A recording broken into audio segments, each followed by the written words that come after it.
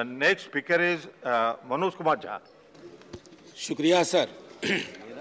Thank you honourable vice chairman sir. ये अद्भुत संयोग है कि बीते मानसून सत्र से 2-3 दफे जब बोलने के लिए उठ खड़ा हुआ तो चेयर पे आप बैठे रहे. तो शुक्रिया आपका बहुत बहुत. अपनी बात शुरू करने से पहले चूंकि हमारे कुछ सांसद निलंबित हैं, तो कल से मुझे ख्याल आया जो आपके माध्यम से मैं चाहता हूं. मेरी बात सुनेगा तो आपको बुरी नहीं लगेगी, आप सुन लीजिए. तो सर मैं आपके माध्यम से माननीय प्रधानमंत्री जी तक एक बात पहुंचाना चाहता हूं. कैबिनेट फॉर्मेशन तो प्राइम मिनिस्टर का प्रेरोगेटिव होता है, कोई हम दखल नहीं चाहते, हम चाहते भी नहीं. लेकिन सर पार्लियामेंट्री अफेयर्स मिनिस्टर का चयन होना तो वेटिंग अपोजिशन से होनी चाहिए.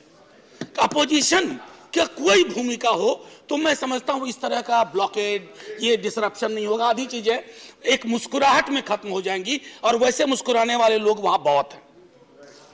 खैर, एनीवे सर, हाँ, I am just wanting to begin some of my observation, Honorable Vice Chairman sir. I wish to represent the sentiment of people of Tamil Nadu, Karnataka, Kerala and Odisha. I know there are serious issues, there are serious concerns, and we cannot actually put all those concerns under the carpet that the Union of India has decided to frame a law, because one fine morning they saw a dream that a law has to be formed. So, now when I look at some of the legislations, and I have seen enough in this government, I have seen enough. Always there is a temptation in them, in their behavior, to encroach upon state subjects. Probably they forget that they are not going to remain there forever. अगर आप ही के president की बात मानूं, बहुत former president की, तो उन्होंने भी 50 साल की सीलिंग रखी थी, लेकिन 51वें साल में बदलाव तो होगा, प्रकृति का नियम है. तो जो एक फेडरल स्ट्रक्चर हमें हमारे पुरखे सौंप गए थे, कृपा पूर्वक उसमें सेंध मत मारिए. सेंध क्या, आप तो उसको आपने पूरा का पूरा खत्म करके रख दिया. ये सर सबके लिए है, सबके लिए है, उन्होंने किया, आप उसको आगे बढ़ा रहे. मनोज जी, आपको उनको जवाब देना नहीं है, आप डैम सेफ्टी पर बोले. सर शुक्रिया सर. मैं ये कहना चाह रहा था, if you look at the jurisdiction of the parliament in this case, many of my colleagues have spoken about it. Why enter in a realm, in an area where you are not empowered? Constitutionally you are not empowered. You could have done it. I mean 252 में आपको जो state कहते हैं, अपने उनकी बात मान लो ना. मैं इसलिए शुरू में ही मैंने कहा कि हम तो एक ऐसे राज्य से आते हैं. सर माननीय मंत्री महोदय, इसमें व्यवस्था करिए. हमारे यहाँ बांध को चूहे खा जाते हैं, तो चूहों के लिए भी कुछ व्यवस्था होनी चाहिए इसके अंदर. सर वो चूहे अद्भुत हैं, वो शराब भी पी जाते हैं लाखों litre. Sir as I said earlier, it violates the principle of federalism, but I'm shocked but not surprised. The second is the arbitrary power to change functions of the authority. चाहे sir वो NCDS हो या NDSA हो.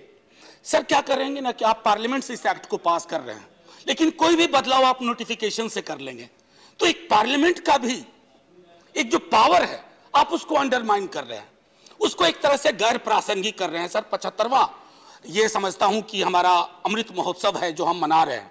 75वें अमृत महोत्सव में हमें मानदंड ऊंचे करने होंगे. निचले मानदंड के साथ हम कौन से मुंह से 75वां आजादी का महोत्सव मना रहे हैं महोदय. सर यहां एक पंचतंत्र की छोटी सी कहानी सुनाऊंगा, क्योंकि 3 वालों को आपने 13 मिनट दिया आज, मैंने देखा न 3 में न 13 में. सर हुआ यूं कि एक बिच्छू नदी किनारे बैठा था. एक मेढक आया, बोला तुम इतने उदास क्यों हो. तो बिच्छू ने कहा कि मुझे नदी पार करना है मेरे दोस्त. तो मेढक ने कहा कि तुमने दोस्त कहा है तो मैं तुम्हें पार कराऊंगा, चिंता की बात नहीं है. तो धारा में चले गए. मेढक ने अपनी पीठ पे बिच्छू को बिठाया. आधे रास्ते में बिच्छू ने डंक मार दिया. तो मेढक ने कहा यार तुमने तो दोस्त कहा था, तुमने डंक क्यों मारा. बोला दोस्ती अपनी जगह, लेकिन डंक मारना मेरी फितरत है. सब मैं इसलिए कर रहा हूं, पंचतंत्र की कहानी है, मेरी कहानी नहीं है, पंचतंत्र की है. अब वो मेढक बाकायदा उनको ले गए उस किनारे की नहीं मैं नहीं जानता, लेकिन कृषि बिल मुझे कुछ और कहता है और मैं देख रहा हूं कि कृषि बिल का जो हादसा हुआ कहीं बाकी चीजें उसी दिशा में ना जाए। एक और महत्वपूर्ण है सर, डुअल और rather dubious role of CWC। आप पॉलिसी मेकर को ही रेगुलेटर भी बना रहे हो, ये clear case of conflict of interest है sir. We should avoid these kind of anomalies. I can advise honourable minister sir, sir, if possible, change that. A policy maker cannot be regulator. बने हैं अहले हवीस मुद्दई भी मुंसिफ भी, किसे वकील करें किसे मुंसिफी चाहें। I mean, you must look at these issues. Members के नॉमिनेशन के बारे में कहा, सर आप तो बहुत बड़ी पार्टी हो, 303 है, सर आपको क्यों अपने लोगों को हर जगह भरना होता? राज्यों के मतलब राज्य नाम की इकाई का कोई महत्व ही नहीं है। वो कहते हैं ना, अहम ब्रह्मास्मि, मैं ही मैं। सर इससे थोड़ा बाज आना चाहिए। ये मायावाद जो है ना, ये मायावाद में तब्दील हो जाता है। थोड़ा मैं समझता हूं कि ये हर के लिए है। अच्छा, आगे एक मंत्री महोदय, स्ट्रक्चरल सेफ्टी पे बहुत फोकस है sir, which is good if I leave aside everything, but operational safety, हमारे यहां ज्यादातर जो डिजास्टर हुए हैं वो ऑपरेशनल सेफ्टी मैकेनिज्म की चूक के कारण, उसकी इनएडिक्वेसीज के कारण हुए हैं। Have we done any kind of due diligence on that? एक मंत्री महोदय, एक और चीज जो मैं कहना चाहूंगा, इंडिपेंडेंट एक्सपर्ट्स की जब आप बात करते हैं, इंडिपेंडेंस को संभवतः आपने, मुझे नहीं मिला कि आपने एक्ट में कहीं भी डिफाइन किया। ये अद्भुत चीज होती है इंडिपेंडेंट एक्सपर्ट्स। आजकल जो सबसे ज्यादा डिपेंडेंट होता है वही इंडिपेंडेंट कहा जाता है।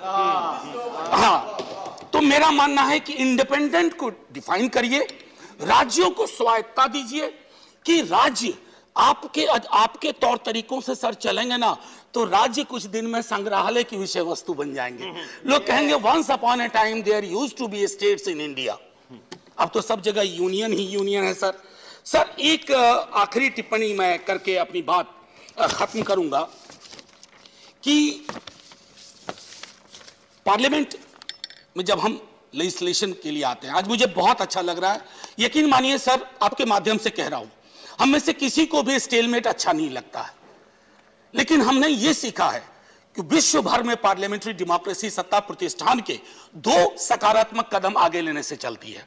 जिस दिन 2 कदम आप सकारात्मक आगे लेंगे, 4 कदम विपक्ष लेगा। विपक्ष करे भी तो क्या, उसे तो आपके लेजिस्लेशन पे अपनी बात रखनी है, उसे आपसे इत्तेफाक नहीं रखना है, आपको सलाह देनी है। विपक्ष का काम सर आपकी ऑर्केस्ट्रा में तुर ही बजाना नहीं है। विपक्ष में जब आप थे, आप भी किसी के ऑर्केस्ट्रा में तुर ही नहीं बजाते थे, तो हम क्यों बजाएं? बस हम इतना आग्रह करूंगा आपसे कि एक बार मान्यताओं को देखते हुए, शिवा ने जो प्रपोज किया था इन्होंने, जिसमें मैं भी सिग्नेटरी था, सिलेक्ट कमेटी को भेजिए ना, सिर्फ please send it to select committee. इसमें ईगो, सर 1 मिनट लूंगा, इसमें ईगो का कोई मसला नहीं है। मैं खत्म कर देता हूं, माननीय आप आदेश करें, अभी खत्म कर देता हूं, 30 सेकंड दे दीजिए। मैं कोई ऐसी बात आमतौर पे करता नहीं जो चुभे किसी को, हालांकि चुभने के कारण बहुत हैं, लेकिन उन सब चीज पे कलेजे पे पत्थर रख करके ही बोल रहा हूं।